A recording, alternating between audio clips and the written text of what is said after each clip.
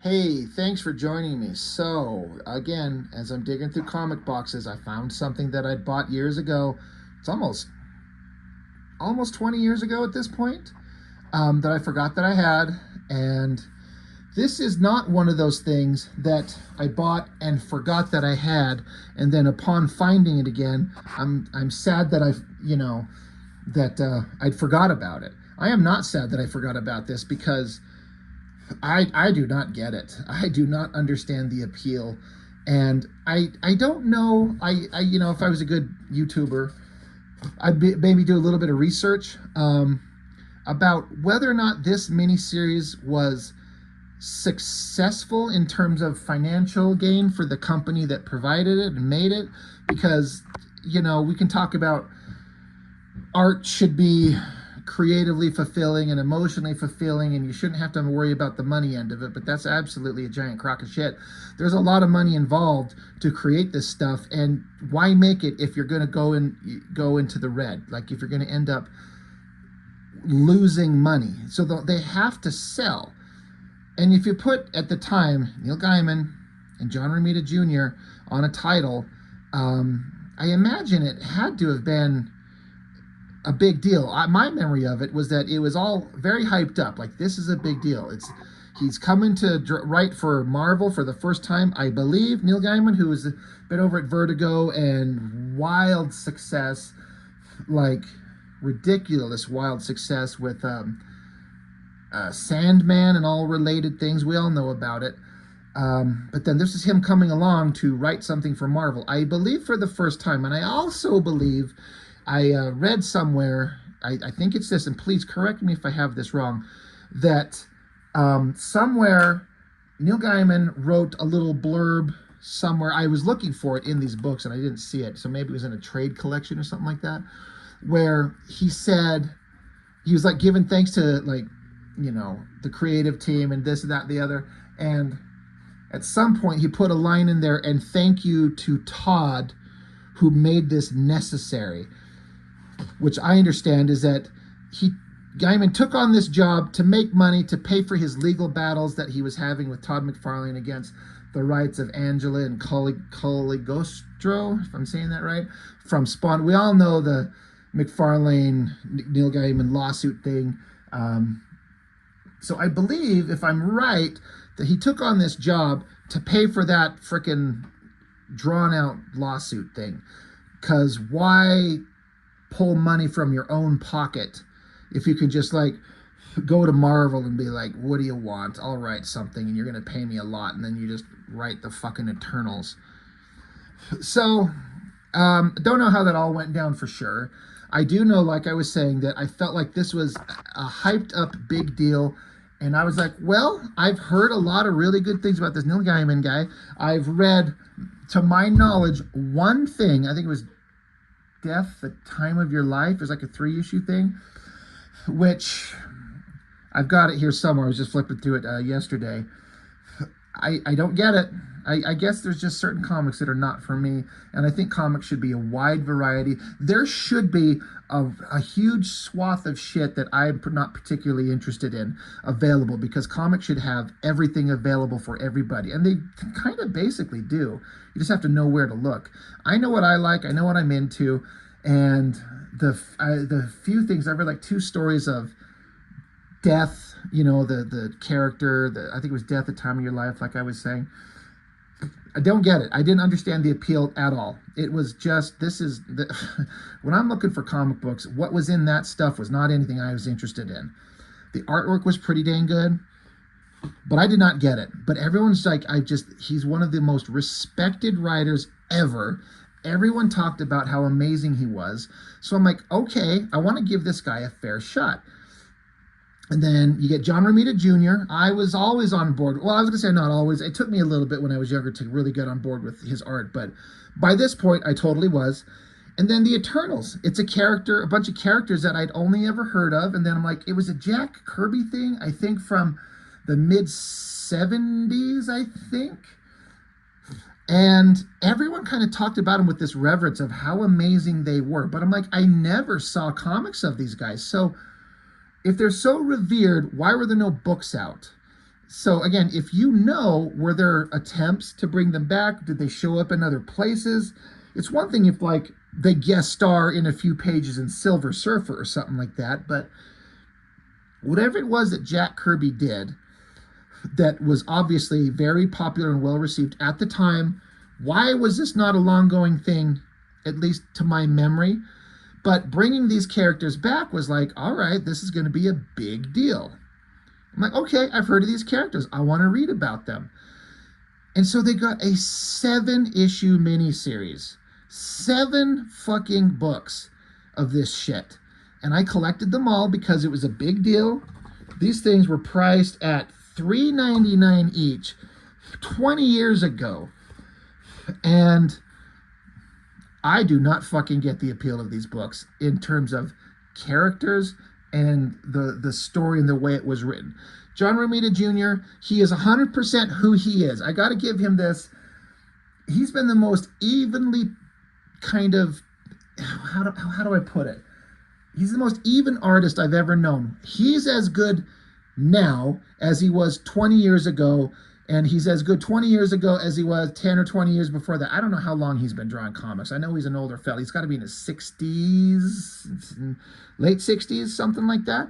He's been so good for so long, but this is not a negative on him, but I never see his art change like he's just throwing, like he's trying to do a whole new thing and trying to experiment. Like Jim Lee, I've seen him experiment. I've seen him do watercolor stuff and do different kinds of artistic things. He did that Deathblow stuff where it was all heavy ink stuff. I've seen Jim Lee, for example, because he's like a guy that I grew up with. I've seen him try different art styles. John Romita Jr. doesn't seem like he does it. He sits down, he does his, what he calls the deadline style. He pencils it, he gets it out there. It's consistently good. It looks exactly the way he draws. There's no difference, which is good. Basically, generally speaking, it's good because you know what you're getting. But there's no like, it's just the same over and over and over. So I know I'm kind of rambling here because I'm saying it as a positive and a microscopic negative. It's just the same thing. But when it's as clear on the storytelling and energetic as he does, I guess it's fine. I wish some of my other favorite artists were as consistent as him, where they'd always draw and it's always good. I don't know. I'm going to shut up about it. But can't ignore the I'm going to say the elephant in the room. I was going to say something else that was a lot more inappropriate term. We've all heard about the recent allegations against Neil Gaiman. I'm not going to comment on it except to say, if everything that's said is true, that's really gross. I tend to not just, there's an accusation, somebody said this, other person says it didn't happen, I wasn't there to witness it, I don't have a fucking clue. I believe it's completely possible, but since I wasn't there, I didn't witness it, I don't know either one of these people personally at all, so I'm not taking sides. I hope that justice is served properly if it is true. I also hope justice is served if it's not true. No one deserves to be blamed of something that they didn't do, but I don't fucking know. I wasn't there. But it does kind of sour the vibe of the writer. Like, you're like, oh, that guy, he did this, if it turns out to be true. It doesn't hurt my feelings too much because I've never read anything from him that I fucking care about, so I don't give a shit. The only thing I give a shit about is that he's got a sea of people surrounding him, artists and colorists and whatever, who profit off the long-term sales in perpetuity of continuing royalties from works that they make. But now if his name is if what they're saying about him is correct, then they stop publishing the works, and so other people lose out on money. And so it's like, fuck you, writer. If you did this, your disgusting behavior has now cost not just you, but everyone around you income. And that's some bullshit. That sucks. And I gotta say, there's a little part of me that if it is true, there was that whole big thing between McFarlane and Neil Gaiman, and my understanding of the McFarlane-Neil Gaiman thing is that McFarlane kind of was in the wrong. Maybe not kind of, maybe totally. But I like McFarlane a lot more than I like Neil Gaiman. And I just have to imagine McFarlane sitting back quietly, just kind of like, hey, bud, that's pretty fucking funny. You and your egotistical bullshit that you threw at me, your moral righteousness, and you pulled off that shit, bud. I bet he's just laughing his ass off silently. And he should. Because, again, I like McFarlane. He's not perfect. No human being is. But I got to feel like McFarlane's probably like a little bit of validation. Anyway, I'm sorry. 10 fucking minutes in. I haven't even flipped open the comic. I'm sure all of you have tuned it out. I'm just going to flip through these books fast. Because I did, before I did the video, I started recording here. There's so much just standing around and talking. I don't need 7 fucking issues of the Eternals standing around talking with a few pages of some exciting stuff. I don't know who this artist is that did the cover. It says somewhere in here, and it's not a name I think I recognize. Out of all the covers, they all look pretty good. But I kind of like this cover just as a piece of art. It's pretty dang good. But yeah, Eternals, created by Jack Kirby, Gaiman writer, John Romita Jr. pencils. One thing that was new to me was Danny Meeke with Tim Townsend inking John Romita Jr. My memory that I only kind of knew of maybe Klaus Janson, maybe Dan Green inking John Romita Jr. And Danny Meeke's got a really nice, sharp, fine kind of line. I was really curious as to what that would look like on John Romita Jr.'s pencils. And I got to give it to him. I kind of dig it. I think Meeke inked Romita Jr. on that Superman, the Black Label Superman one-off book that I got, which I thought looked fine, but ultimately it was kind of a boring comic.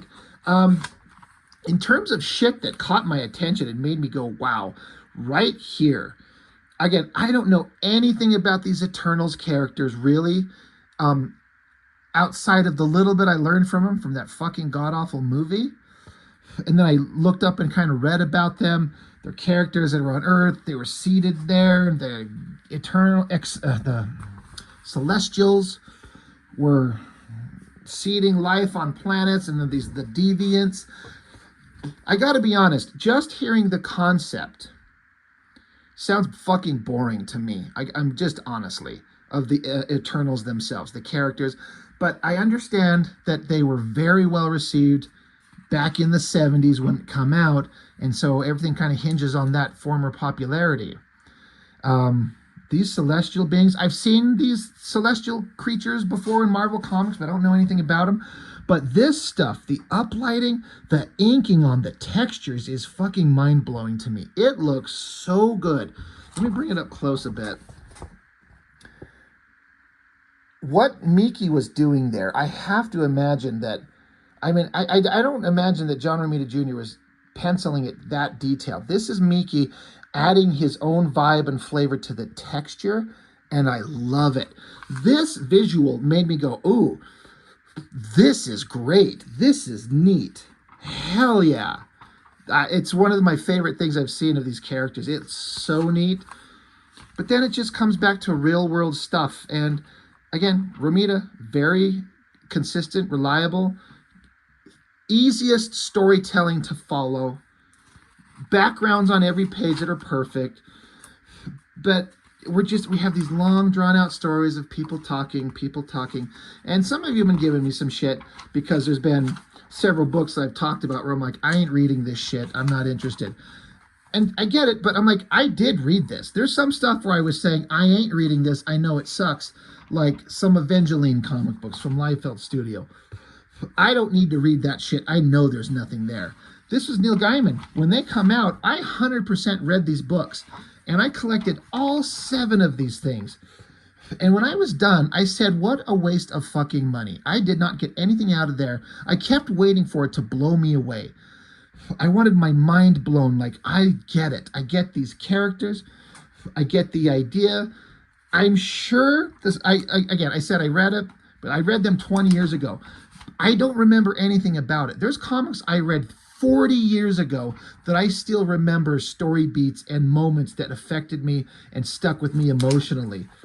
But this thing, not one thing. Nothing here captured my attention. So I just kept going, what is the big fucking deal?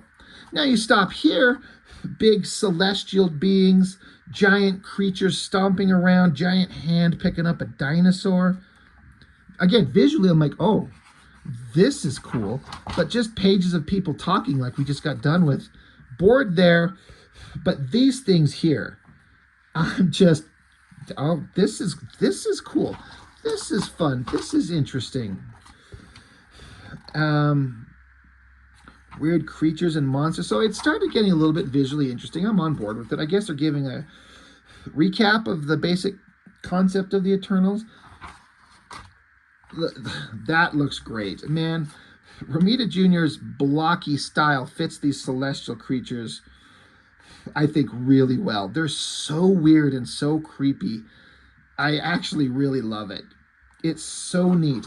I often wonder, a little fantasizing thought process here, is like if you could take these books back like this and put it in front of Jack Kirby and say, what do you think of this? I have to imagine he'd love it. I'd have to imagine he'd be impressed, I would guess. I can't imagine being like, oh, fuck that shit. That sucks. I don't think he'd be that way. But I always wonder what it'd be like to show somebody who originated a thing, something that someone else is doing years later. What do you think of this thing? What do you think of this version of it? But yeah, it's just, so you get to see all the kind of backstory of the characters, the Celestials and all that. But that was issue 1. And I know I'm not talking about the story because, like I said, I did read these. I want that to be clear. I did read them, but nothing stuck with me. And I'm not interested in reading 7 issues of this shit again, especially with the allegations against the writer. I'm kind of like, I don't give a fuck. I got other things I want to do with my time. So, great art, great inking, great coloring. But it just was so much of just people talking. Oh, there's a shot of a Celestial and the super beings. Okay, that's awesome. Oh, back to people talking. Talladega Nights, the Ballad of Ricky Bobby. Love that movie. So goddamn good. So hilarious. Yeah, it's just more of the same. We're talking. And like I said, I'm not going to pretend that just because the allegations against Neil Gaiman are out there, I'm going to suddenly be like, fuck him, he's never been a good writer. I'm not that stupid. He doesn't get the level of success that he does by being a bad writer. You don't get to where he does, or he is and was, by sucking. It's just, this doesn't work for me. Great artwork. This guy getting vaporized. That looks really good. Again, Miki's inks. Is it still him on inks? Let me double check. Yes. Tom Palmer inks. There's Tim Townsend. Now it's Tom Palmer doing some backup inking. Well, that was 2 issues. Only 4 more to go. I said 7 issues. It is. Okay. This is hilarious. I'm like, what am I, crazy? It says 3 of 6 and then 4 of 6. I'm like, I swear to God there was 7. But it goes 7 because then it suddenly turns into 7 of 7. I'm like, am I crazy? Up to issue 5, it was a 6-issue series. And then come issue 6, they're like, you know what? I think we need another book. Let's milk this some more. All right. So there's 5 issues to go still. I bet you there's a lot of people sitting around talking. Yeah, you get some action stuff. That's cool. Can't get my focus on. So, yeah, so we get our super beings fighting bad guys. That's fun. Now, one of the things that did show up that I was kind of on board with is Iron Man shows up. And this isn't a perfect example of it, but there's some images of Iron Man coming up where I was like, I didn't know that I really, really, really liked John Romita Jr.'s version of Iron Man. I didn't know that until I looked at this. So I did get something good out of it. Man, Miki's inks are just working so well on this. And having a big, blocky Iron Man suit, again, works perfectly with Romita's blocky style. But there are some images coming up somewhere where we'll see that it was a really good version of Iron Man. I was really impressed. I was surprised at how much I was digging it. Civil War, the comics. I want to get into that. That was fun. Huge in the middle of the book ad promo for all the characters and all the stuff going on with the Civil War comics. Oh, it just popped out. Oh well. But yeah, everyone's standing around and talking. Still talking. Still talking. We got Iron Man. This is the era where the Sentry had kind of joined with Avengers or Stark Tower and put this big tower on it. I actually really enjoyed these books. I've got all of those. There's a whole era of like Brian Michael Bendis Avengers. It was the New Avengers and something else. Being honest, I actually really, really like those stories. I think it was really good. And at a certain point, I'll be getting into all of those. But look at that Iron Man. Like, I dig it. Again, the inking textures on the metal looks great in this big, blocky suit. I think it looks so great. I think Iron Man's suit should be a big, blocky thing, not a spandex, close, kind of sleek thing. But, yeah. So, there's a little bit of action going on, and then there's somebody asleep in there. Okay. Good Lord. That's issue 3. Kind of dig that cover. It's kind of ominous. Giant celestial blowing up out of the ground, I'm guessing. Danny Meeke, Tom Palmer, and Tim Townsend on inks. That's a credible shot of some, double page spread of some kind of otherworldly buildings, city structures. A lot of design elements went into that. And then having to block off in perspective grids on a double page spread and then come up with these interesting curves and shapes. What a pain in the ass it would have been to draw. I think it looks great. It works fantastic, but what a pain it must have been. But we're back to characters talking. And they're talking. I'm sure there's great characterization. Oh, all right. Inside that structure, there's a giant celestial, like there's kind of a head and arms and fists holding onto a thing, doing, I don't know what the fuck. Yeah. Hey, look at a double page ad for Heroes. Remember when that thing come out? Season 1 was great. One of my favorite shows. And man, did it drop off the face of the planet instantly in terms of interest. Big splash page of this guy's Icarus, right? Not my favorite John Romita Jr. drawing. I mean, it's all right, whatever. But it just keeps going on and on.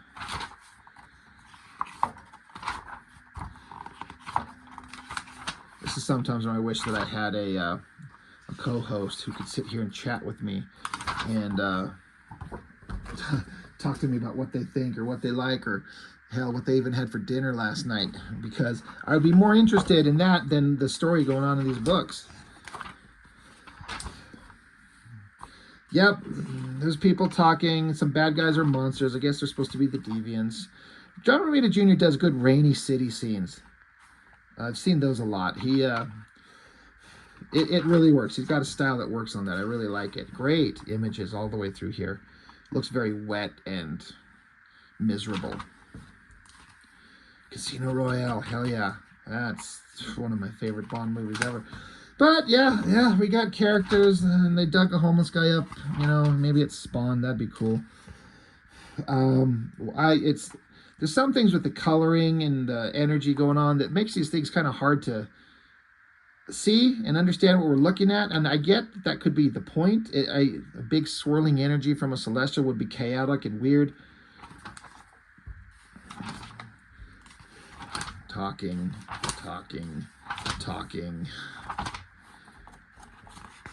Oh, I accidentally skipped a page. Is it people talking? Kind of.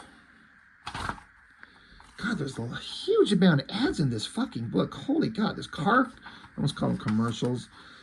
Ads for cars and everything. I mean, TV shows. I get it. I guess if this is where you can advertise, just throw them in there everywhere. Well, it's just still going.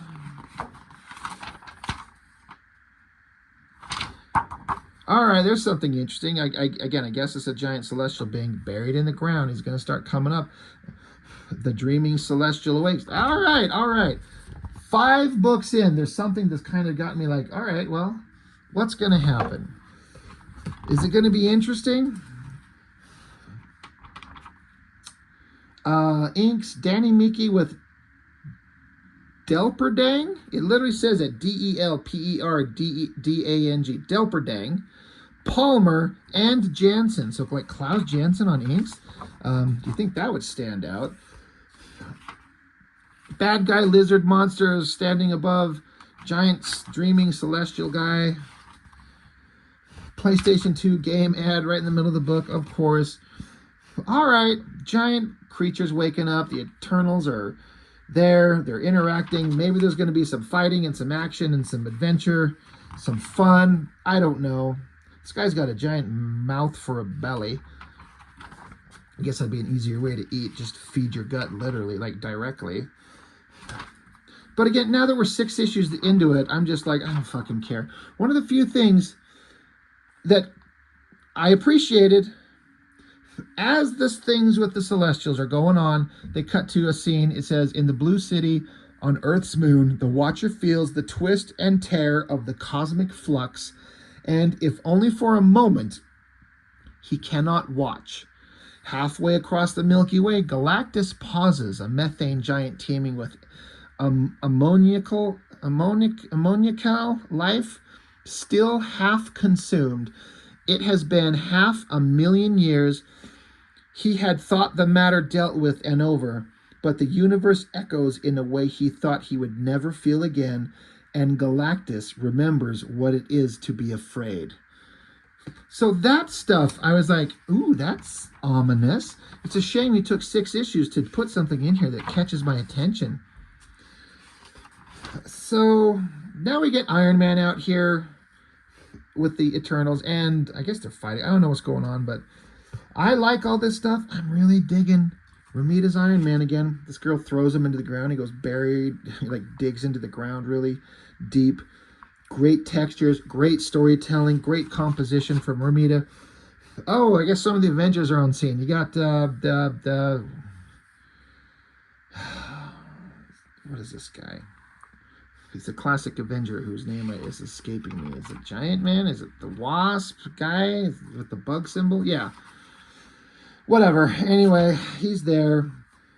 And then the Celestial starts waking up and pulling up out of the ground. I dig the blocky style, the inking texture, the huge size. Like, it's all conveyed really well. So this is neat. And then, oh, shit. Double page spread, flipped over. That looks great. That is awesome. Just teeming with energy and crackling with excitement. Jack Kirby would be proud. I have to imagine he would be. That looks really cool. But whatever and whatever. I guess he's trying to communicate with them. I wonder if do the Celestials talk? Do we actually like hear their voices? Okay, a lot of the coloring. Got to give it to the colorist. I'm assuming it's been the same ones. Paul Mounts and Matt Hollingsworth. Good for them. But yeah, this feels like Klaus Janson inks 100%. That does not look like, that is not Danny Meeke inking that. Was I right that he was? Yeah, Jansen. I'm sorry, this is maybe the most boring video I've ever done. I'm trying to keep it short, but I'm loving the art. But when you got 7 issues of boring, this thing should have been way more interesting in my opinion. But again, have you read these? If you've read these and you like them and you get it, please explain to me what happened and why it's relevant and why it's good. What am I missing? Love the background design of this structure. Love like all these crazy creature designs down here. Romita is the real deal. He really is.